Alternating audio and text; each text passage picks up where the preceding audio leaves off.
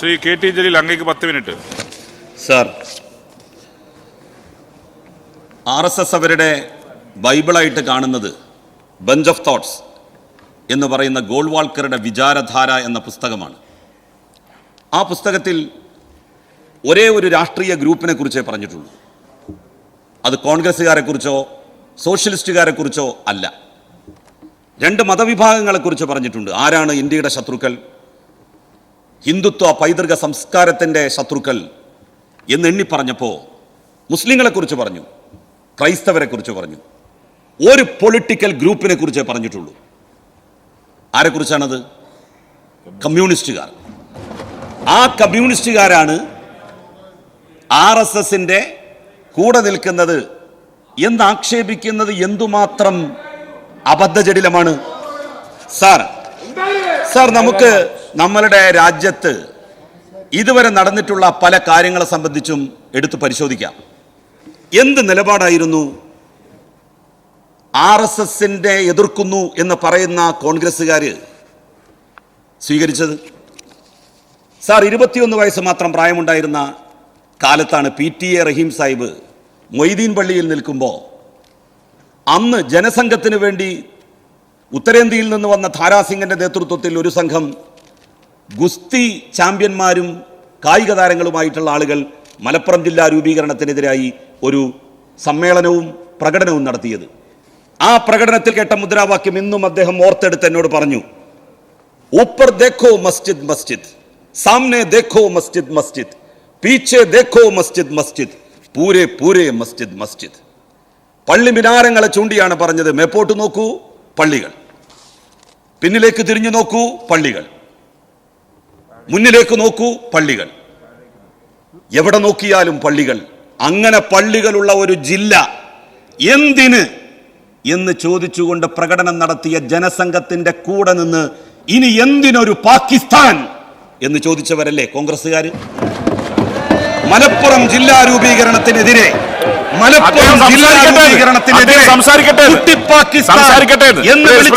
മറുപടി പറയട്ടെ. പ്രതിപക്ഷ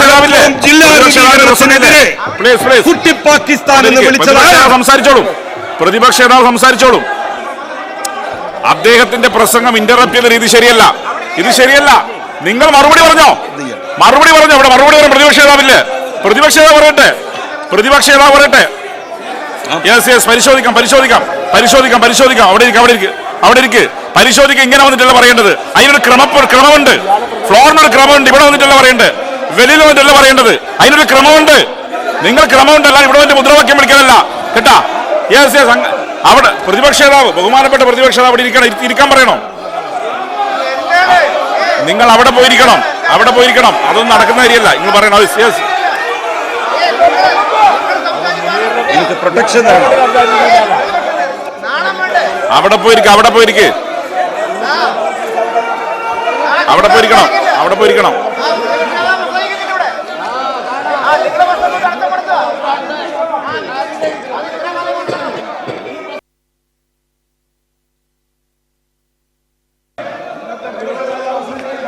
ലീഡർ പറയുന്നുണ്ട്. ലീഡർ പറഞ്ഞു, LOP പറഞ്ഞു അവിടെ പോയിരിക്കുക. അദ്ദേഹം പറയുന്ന കേൾക്ക്. പ്രതിപക്ഷത പറയുന്ന കാര്യം കേൾക്ക്. പ്ലീസ്. അദ്ദേഹം മറുപടി പറയട്ടെ. യെസ്. ഒന്ന് ഭരണ അവിടെ ഇരിക്കണം. ട്രഷറി ബെഞ്ച് അവിടെ ഇരിക്കണം. യെസ്. ട്രഷറി ബെഞ്ച് അവിടെ ഇരിക്കണം. യെസ്. ബഹുമാനപ്പെട്ട ജലീൽ ഒന്നവിടെ ഇരിക്കണം. പ്ലീസ്. അദ്ദേഹം പറയട്ടെ. Point of order. Point of order. അല്ല, ഞാൻ ഇടപെടില്ല. ഇരുന്നോളൂ. അങ്ങയുടെ പ്രസംഗത്തിലൊന്നും ഇടപെടുന്നില്ല. അങ്ങക്ക് സമയം കിട്ടും പോയിന്റ് ഓഫ് ഓർഡർ ആവും. അതുകൊണ്ട് അദ്ദേഹം ഒരു വളരെ ഒരിക്കലും നിയമസഭയ്ക്കകത്ത് പറയാൻ പാടില്ലാത്ത ഒരു സ്റ്റേറ്റ്മെന്റാണ് പറഞ്ഞത്.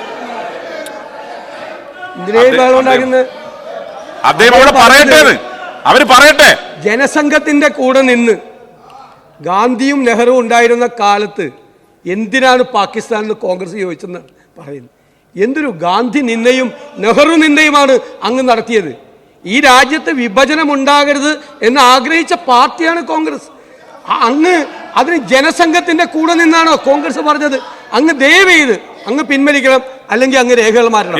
ഇത് ഗാന്ധി നിന്ദയാണ് നടത്തിയത്. ബഹുമാനപ്പെട്ട പ്രതിപക്ഷ നേതാവ് ഉന്നയിച്ച ക്രമപ്രശ്നം പരിശോധിച്ച് ചെയ്യാം. ബഹുമാനായ പ്രതിപക്ഷ നേതാവ് പറഞ്ഞത് വേറെ രീതിയിലാണ്. ബഹുമാനായ അംഗം ഇവിടെ സൂചിപ്പിച്ചത് മലപ്പുറം ജില്ലാ രൂപീകരണത്തിനെതിരെ ജനസംഘം നടത്തിയ അതിനകത്ത് ഉയർന്ന മുദ്രാവാക്യവും ആ മുദ്രാവാക്യത്തിൽ കോൺഗ്രസ് ചേർന്നിരുന്നു. ഇത് മുസ്ലിം ലീഗിന്റെ ഞാൻ പറയട്ടെ അദ്ദേഹം പറയട്ടെ മുസ്ലിം ലീഗിന്റെ മേധാവായിട്ടുള്ള ശ്രീ ഹക്കിംജി സാഹിബ് അദ്ദേഹം ഈ നിയമസഭയിൽ നടത്തിയ പ്രസംഗമുണ്ട്. ആ പ്രസംഗത്തിൽ അദ്ദേഹം പറയുന്ന കാര്യങ്ങൾ മുഴുവൻ വായിക്കാൻ ഇപ്പോൾ സമയമില്ല. എത്രമാത്രം ഇതാണ് ഇപ്പൊ രാഷ്ട്രപിതാവ് മഹാത്മാഗാന്ധി വെടിവെച്ച് കൊന്നിട്ട് അന്ന് പ്രധാനമന്ത്രിയായ നെഹ്റു രാജിവെച്ചില്ലല്ലോ എന്നത് ഉൾപ്പെടെയുള്ള കാര്യങ്ങളാണ് ഹക്കിംജി പറയുന്നത്. പുതുതായി 2 ജില്ലകൾ ഈ സംസ്ഥാനത്ത് ആസന്നഭാവി രൂപം കൊള്ളുന്നു. ജില്ലകളും താലൂക്കുകളും ഉണ്ടാകുന്നത് സ്വാഭാവിക അതിശയോക്തിപരമാണ്. അതിനെതിരെ ഓലപ്പാമ്പ് കാണിച്ച് കോൺഗ്രസ് ഉൾപ്പെടെയുള്ളവർ മതപരമായ ലഹള ഉണ്ടാക്കി കളയാമെന്നാണ് നിങ്ങളുടെ ഭാവമെങ്കിൽ നിങ്ങളും നിങ്ങളുടെ സിൽബന്ധികളായ കോൺഗ്രസും മുസ്ലിം ലീഗിന്റെ പ്രസംഗമാണ്, എന്റെ അല്ല, നിങ്ങളും നിങ്ങളുടെ സിൽബന്ധികളായ എന്നുവെച്ചാൽ കോൺഗ്രസിന്റെ സിൽബന്ധികളായ ജനസംഘക്കാരും അക്കാര്യത്തിൽ പരാജയപ്പെടാൻ പോവുകയാണെന്ന മുസ്ലിം ലീഗിന്റെ പ്രസംഗം ഒന്ന്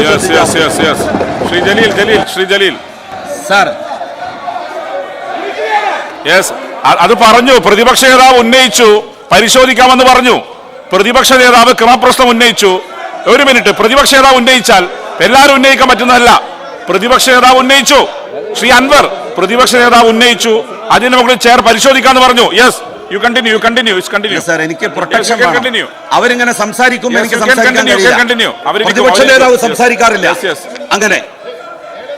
യെസ്, നിങ്ങൾ സംസാരിച്ചോ? അവര് ശബ്ദിക്കുമ്പോ സംസാരിക്കാൻ പറ്റില്ല. അങ്ങനെ 2 ഭാഗം ശബ്ദിച്ചിട്ടുണ്ട്. ശരിയാവില്ല. നിങ്ങൾ സംസാരിച്ചോ? അവരിരിക്കും. സംസാരിക്കാൻ എനിക്ക് കഴിയില്ല സാർ. അങ്ങ് സംസാരിച്ചോ? നമ്മുടെ പ്രതിപക്ഷ നേതാവ് സംസാരിക്കാറില്ലല്ലോ. ഇവിടുന്ന് ആരെങ്കിലും സംസാരിച്ചോ? അവരിരിക്കട്ടെ സാർ. കേൾക്കൂ. യു ഹിയർ മീ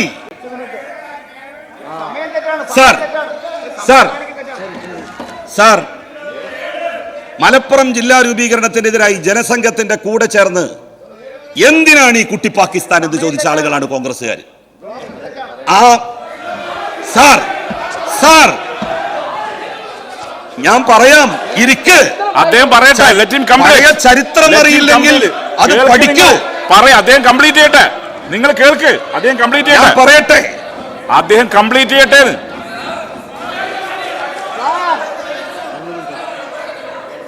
അദ്ദേഹം കംപ്ലീറ്റ് ചെയ്യട്ടെ.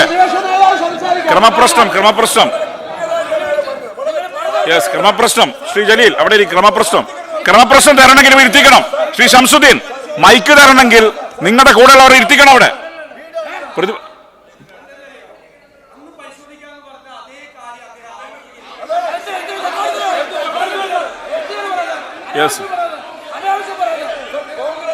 അങ്ങോട്ട് അങ്ങ് ചെല്ലതാ. ഒപ്പോസിഷൻ ലീഡർ വിളിക്കുന്നു. അങ്ങരിക്ക് അവിടെ ഇരിക്കുക. അപ്പോസിഷൻ ലീഡർ വിളിക്കുന്നുണ്ട്.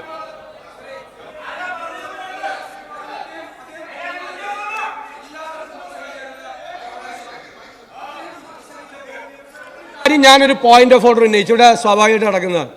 അപ്പോൾ ബഹുമാനപ്പെട്ട സ്പീക്കർ അത് പരിശോധിച്ച് അത് നീക്കം ചെയ്യേണ്ടതുണ്ടെങ്കിൽ ചെയ്യാമെന്ന് പറഞ്ഞു. അങ്ങയുടെ റൂളിംഗ് വരാം, പിന്നീട് അങ്ങ് പരിശോധിച്ച് ചെയ്യും. പക്ഷേ അതേ വാചകം, അങ്ങ് പരിശോധിക്കാമെന്ന് പറഞ്ഞ വാചകം ബഹുമാനപ്പെട്ട അങ്ങ് ആവർത്തിച്ചത് ശരിയാണ്? അങ്ങയോടുള്ള അത് ശരിയാണോ? അല്ല, ഞാൻ നിങ്ങളെല്ലാവരോടും, ഞങ്ങളാണെങ്കിലും അങ്ങനെ ചെയ്യാൻ പാടില്ല. ശരിയാണോ അത് അങ്ങനെ ആവർത്തിക്കുന്നത്? അതേ വാചകം വീണ്ടും ആവർത്തിക്കുക. എന്താണ് നിങ്ങൾ ചന്തയിൽ വന്നാണ് ഇരിക്കുന്നത്? Parliamentary ministers. സാർ, ബഹുമാനപ്പെട്ട അംഗത്തിൻ്റെ പ്രസംഗം തുടർച്ചയായി തടസ്സപ്പെടുത്തുന്നത് ശരിയായ കാര്യമല്ല. സാർ, ഇതിനു ശേഷം ബഹുമാനപ്പെട്ട പ്രതിപക്ഷ നേതാവ് ഇവിടെ സംസാരിക്കുന്നുണ്ടല്ലോ, അദ്ദേഹത്തിന് ഇക്കാര്യങ്ങളിൽ വ്യക്തത വരുത്താമല്ലോ. അപ്പോൾ സാർ ഇതെന്താണ്? നേരത്തെ പ്രതിപക്ഷ നേതാവ് ഉപയോഗിച്ച വാക്ക് ഞാൻ ഉപയോഗിക്കുന്നില്ല, അത് നിങ്ങൾക്ക് ബാധകമാണ്. ഇപ്പൊ അദ്ദേഹം ഉപയോഗിച്ചു. ഞാൻ പറഞ്ഞത് ഇത്രയേ ഉള്ളൂ. ഈ അടിയന്തര പ്രമേയത്തിന്റെ ചർച്ച നടന്നുകൊണ്ടിരിക്കുകയാണ്. ഇനിയും ബഹുമാനപ്പെട്ട പ്രതിപക്ഷ നേതാവ് സംസാരിക്കാനിരിക്കുകയാണ്. അപ്പോൾ ഇന്നലത്തെ ഒരു രീതിയിലേക്ക് പോകുന്നതിന്റെ ലക്ഷണമാണ് സാർ കാണുന്നത്. അല്ലെങ്കിൽ ചർച്ചയുമായിട്ട് സഹകരിക്കുകയല്ലേ ചെയ്യേണ്ടത്? ചർച്ചയുമായി സഹകരിക്കാമല്ലോ. Parliamentary minister continue. Sir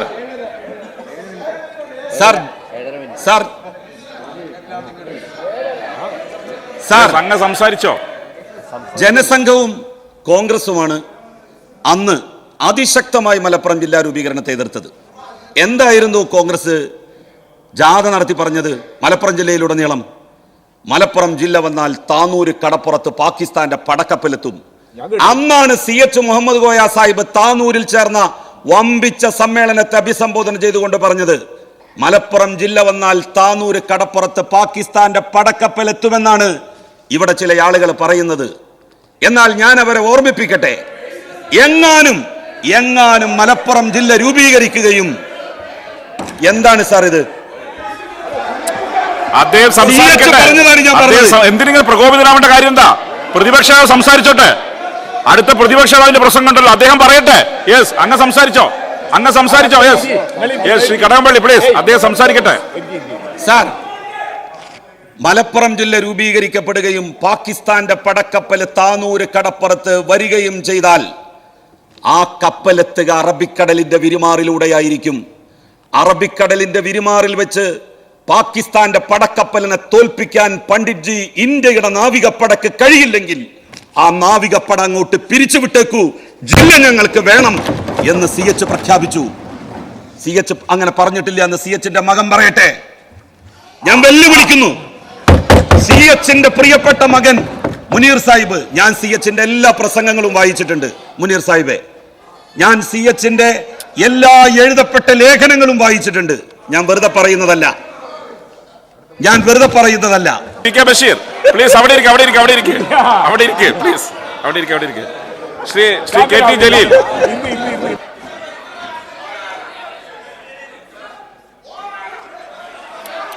yes Shri PK Basheer please അവിടെ ഇരിക്ക്. Yes, parliamentary minister.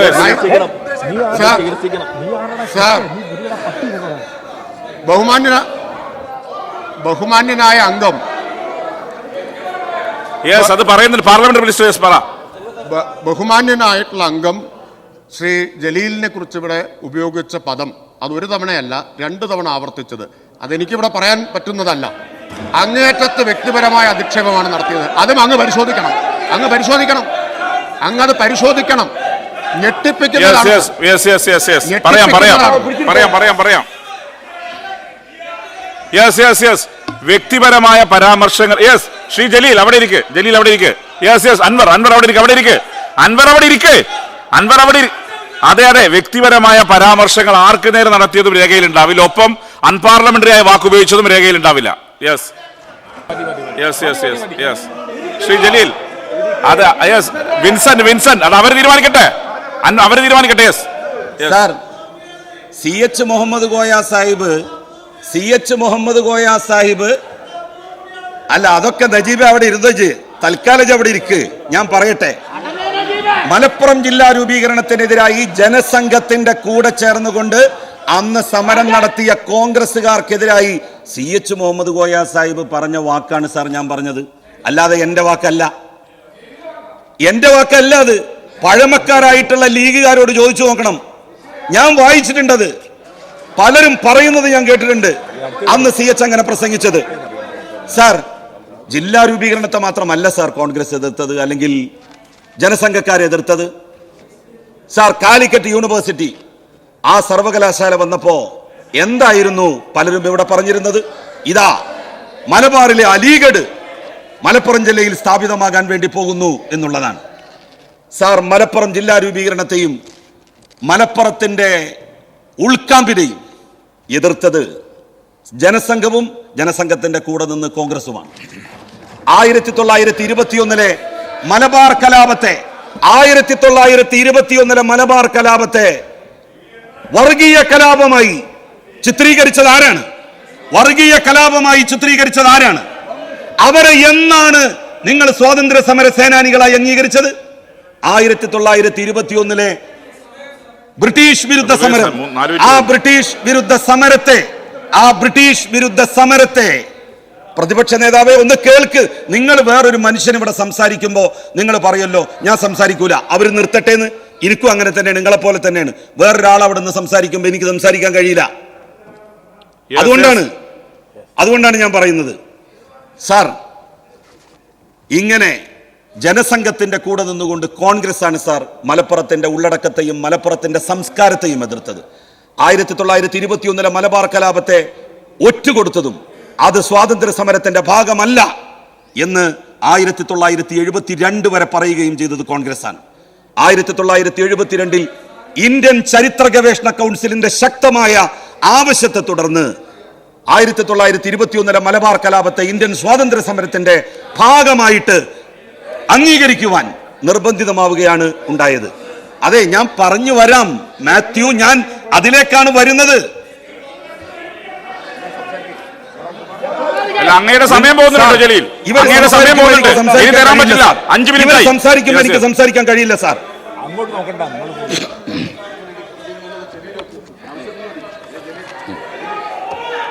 ഇത് കഴിഞ്ഞാൽ പ്രതിപക്ഷ നേതാവ് സംസാരിക്കാനുണ്ട്. അല്ല, ഞാൻ നിൽക്കല്ലേ, നിങ്ങൾ അവിടെ ഇരിക്കേ. പ്രതിപക്ഷ നേതാവ് അവിടെ ഇരിക്കേ, ഞാൻ നിൽക്കല്ലേ. ഇത് കഴിഞ്ഞാൽ ബഹുമാനായ പ്രതിപക്ഷ നേതാവ് സംസാരിക്കാനുണ്ടല്ലോ. ഇതേ സമീപനമാണോ അങ്ങ് പ്രതീക്ഷിക്കുന്നത്? അങ്ങനെയാണ് പ്രതീക്ഷിക്കുന്നതെങ്കിൽ നിങ്ങൾ പകലുണ്ടാക്കിക്കോ, ബാക്കി ഇവിടെ നടത്തിക്കോളാം. അങ്ങനെ അങ്ങോട്ടും ഇങ്ങോട്ട് പറയണ്ട, അങ്ങോട്ടും ഇങ്ങോട്ട് പറയട്ടെ. ജലീൽ കണ്ടിന്യൂ, ശ്രീ ജലീൽ കണ്ടിന്യൂ ചെയ്തോ. അല്ല, അങ്ങനെ പേടിപ്പിച്ചിരുന്നില്ല, പറഞ്ഞതാണ്. ശ്രീ ജലീൽ കണ്ടിന്യൂ ചെയ്തോ. അവിടെ ഇരിക്ക് പ്ലീസ്, അവിടെ ഇരിക്ക്.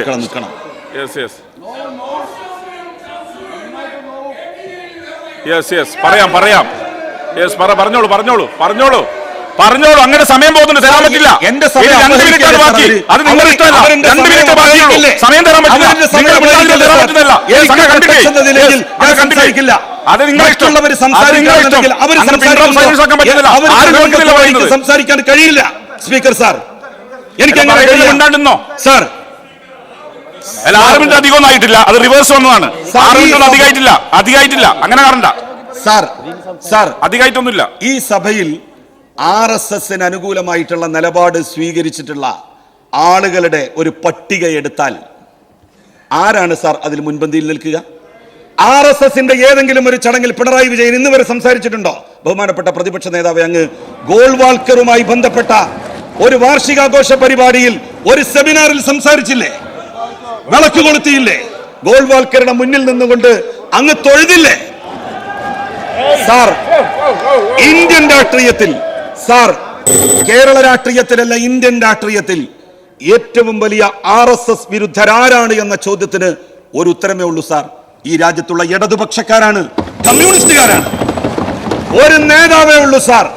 1ാം റാങ്ക് RSS വിരുദ്ധമായി സംസാരിച്ചതിനും പ്രവർത്തിച്ചതിനും കൊടുക്കാൻ ഒരു അവാർഡ് ഏർപ്പെടുത്തിയാൽ ആ അവാർഡിന് അർഹൻ ഇന്ന് ജീവിച്ചിരിക്കുന്നവരിൽ സഖാവ് പിണറായി വിജയനല്ലാതെ മറ്റാരുണ്ട്? നിങ്ങൾ ബാബറി മസ്ജിദിന്റെ താഴികക്കുടങ്ങൾ തകർന്നു വീഴുമ്പോ തനിക്കറിയാവുന്ന ഒരു ഭാഷയിലെങ്കിലും നോ എന്ന് പറഞ്ഞോ നരസിംഹറാവു? ബാബറി മസ്ജിദ് തകർത്ത സ്ഥലത്ത് പള്ളി നിർമ്മിക്കാൻ അനുവാദം നൽകേണ്ടതിന് പകരം ക്ഷേത്ര നിർമ്മാണത്തിന്റെ ശിലാന്യാസം നടത്താൻ ആരാണ് സൗകര്യമൊരുക്കി കൊടുത്തത്? കമ്മ്യൂണിസ്റ്റ് പാർട്ടിയാണോ? ഇടതുപക്ഷമാണോ? കോൺഗ്രസ് ആണ് എന്ന് നിങ്ങൾ ഓർക്കണം സാർ.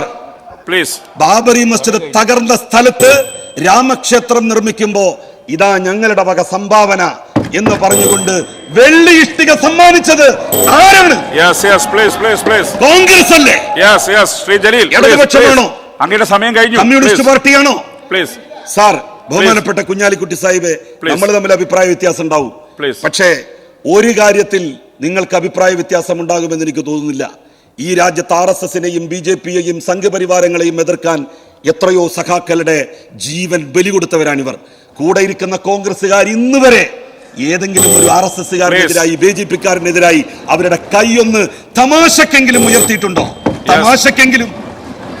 കോൺഗ്രസ്സുകാർ പരസ്പരം അവരുടെ ആഭ്യന്തര കലാപത്തെ തുടർന്ന്, അവരുടെ ഗ്രൂപ്പ് വഴക്കിനെ തുടർന്ന് കോൺഗ്രസ്സുകാർ പരസ്പരം കൊന്നിട്ടുണ്ട്. കോൺഗ്രസ്സുകാർ പരസ്പരം കൊലപ്പെടുത്തിയിട്ടുണ്ട്. എന്നാൽ സാർ, ഒരു RSSകാരനെ ഇന്ന് വരെ ഒരു RSS. ബഹുമാനപ്പെട്ട പ്രതിപക്ഷ നേതാവ്, അങ്ങേക്ക് സംസാരിക്കാം. 1 മിനിറ്റ്. അതിൽ അദ്ദേഹത്തിന് സമയം എക്സീഡ് ചെയ്തതല്ല, റിവേഴ്സ് ഓർഡറിൽ വന്നതാണ്. അല്ല, അദ്ദേഹത്തിന് സമയം കൊടുത്ത് അധികമൊന്നും കൊടുത്തിട്ടില്ല. നേരത്തെ ആദ്യം നിങ്ങൾ ഇന്ററപ്ഷന് വേണ്ടി എഴുന്നേറ്റ് നിന്നപ്പം പിന്നെ ക്ലോക്ക് വന്നപ്പോൾ നേരെ റിവേഴ്സ് ഓർഡറിലായതാണ്. സമയം അധികം കൊടുത്തിട്ടില്ല. യെസ്.